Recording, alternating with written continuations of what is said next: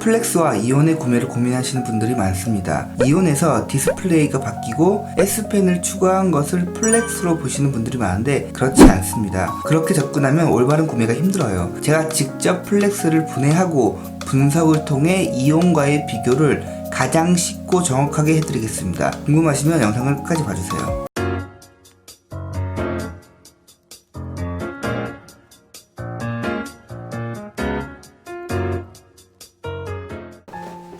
반가워요, 다성이 아빠예요. 제가 지금 구매한 제품은 갤럭시북 플렉스 15.6인치 i5의 램 8GB, 용량 256GB, 외장 그래픽 없는 모델로 약 156만원에 구매했습니다.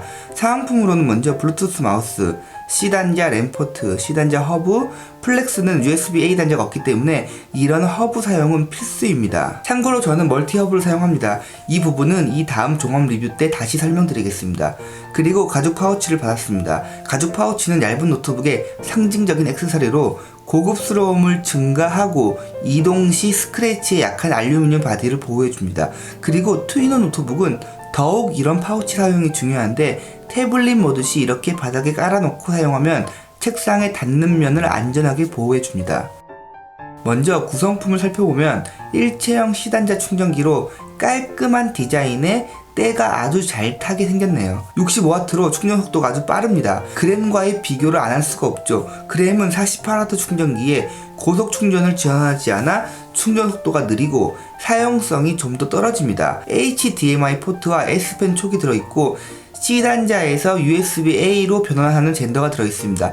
일반적인 사용 환경에서는 이 젠더 하나만 있어도 크게 불편하지는 않습니다. 잃어버리지 않을 자신이 있다면 말이죠. 로얄 블루라는 색상이 촌스럽지 않을까 생각했었는데 너무 화려하고 너무 멋있습니다. 이 진한 블루의 색상이 직각의 바디 디자인과 조화롭게 잘 어울리고 디자인의 완성도가 아주 높습니다. 하지만 이 디자인의 완성도 때문에 장점도 물론 있지만 단점도 많습니다. 디자이너가 콜렉션을 위해 만든 고가의 옷보다 만원짜리 등산복이 훨씬 더 편하죠. 플렉스의 디자인은 전형적으로 실력 좋은 디자이너가 트위너 노트북에 대한 이해 없이 만든 예쁜 디자인으로 이 다음 종합 리뷰에서 아주 자세하게 분석해 드리겠습니다. 바로 분해하겠습니다. 참고로 플렉스는 추가 장착 불가능한 온보드 램에 M.2 슬롯도 하나밖에 없기 때문에 여러분들이 합판을 열 상황은 없을 것으로 생각됩니다. 이온처럼 용량을 추가할 수 있다면 합판을 열어볼 일이 있을 수 있겠지만 단순 교체는 비용적으로 봤을 때 좋은 선택이 절대 아닙니다. 차라리 UFS 카드를 이용해서 용량을 늘리는 것이 합리적이죠. 분해 난이도는 굉장히 쉬운 편에 속합니다. 고무 패킹 4개, 나사 4개만 풀고 힌지 틈 사이를 벌리면 쉽게 분해 가능합니다.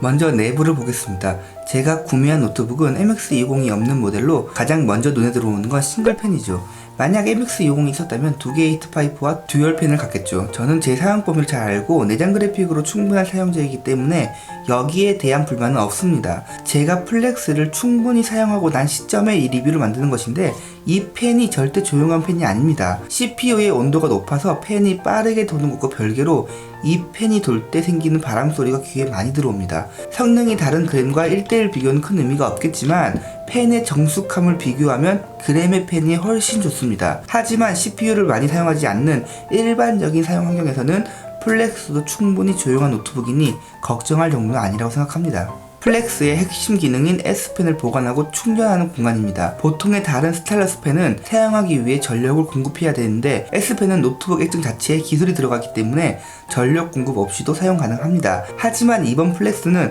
무선 리모컨 기능을 사용하기 위해 내장 배터리를 넣었습니다. 보통 내장 배터리를 넣으면 접지 단자가 이렇게 보이는 것이 정상적인데 S펜은 정말 깔끔하고 군더더기 없이 디자인되었습니다. 접지 단자가 없기 때문에 방향에 관계없이 넣을 수 있습니다. 삼성이 원래 가지고 있던 기술이긴 하지만 이런 부분이 트위너 노트북으로서의 완성도를 보여주는 부분이라고 할 수 있습니다. M.2 NVMe 256GB입니다.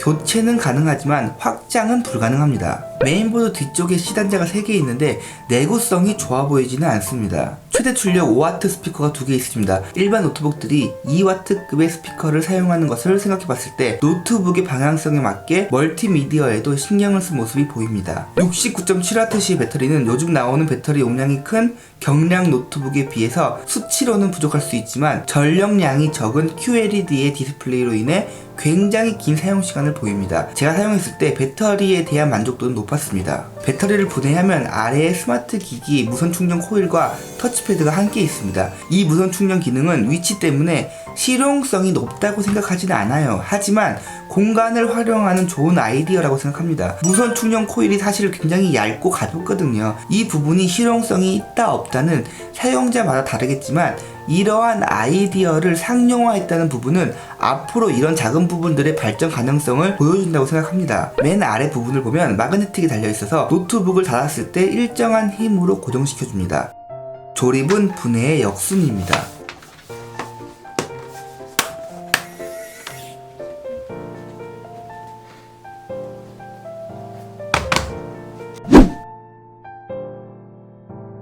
플렉스는 우리가 가장 많이 사용하는 USB-A 타입이 없습니다. 그래서 윈도우를 설치할 때 이렇게 젠더를 사용해야 됩니다. 앞으로 이 젠더는 무조건 계속 사용해야 되고 항상 들고 있어야 됩니다. 그래서 이런 USB-C 타입만 있는 노트북들은 확장 마우스나 키보드를 사용할 때 블루투스 제품을 사용하는 것이 깔끔합니다. 윈도우 USB 부팅은 F10을 눌려서 진입 가능합니다. 저는 정품 USB로 윈도우를 설치했는데 버전 때문에 그런지는 몰라도 무선 랜 카드가 잡히지 않았습니다. 이 상황에서 다른 노트북이나 데스크탑이 없다면 유선 랜 연결밖에 방법이 없습니다. 사은품으로 받은 이게 없으면 안 된다는 거죠. 만약 사은품으로 이걸 안 받았다면 이 상황에서는 해결이 되지 않습니다. 저는 유선 랜 포트를 지원하는 PD 허브를 사용했습니다. 무선 마우스 수신기도 연결했습니다. 삼성과 LG는 통합 드라이브 프로그램이 굉장히 편리하게 잘 되어 있습니다. 홈페이지 들어가서 다운받고 설치만 하면 됩니다. 제가 그램 리뷰할 때 이런 통합 드라이브가 초보자들한테 편리하다고 말씀드렸었는데 사실 저도 이게 편해요. 하나하나 잡는 것보다 필요 없는 드라이브 선택 해제도 가능하고 깔끔하게 설치됩니다.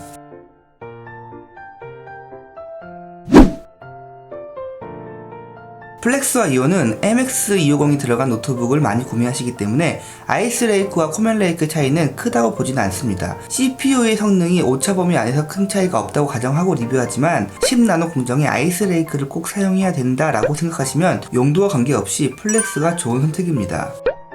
초보자분들이 일반적으로 생각하실 때 이온이라는 노트북에 터치 패널과 S펜 기능이 추가된 노트북을 플렉스라고 생각합니다. 그렇게 생각하시면 이온의 상위 버전을 플렉스라고 생각하기 쉽죠. 그렇기 때문에 이온을 구매할 가격으로 조금만 더 보태서 플렉스를 구매해야지 라는 생각을 하게 되는 겁니다. 맞지도 않을 뿐더러 노트북 선택을 그렇게 하시면 안 됩니다.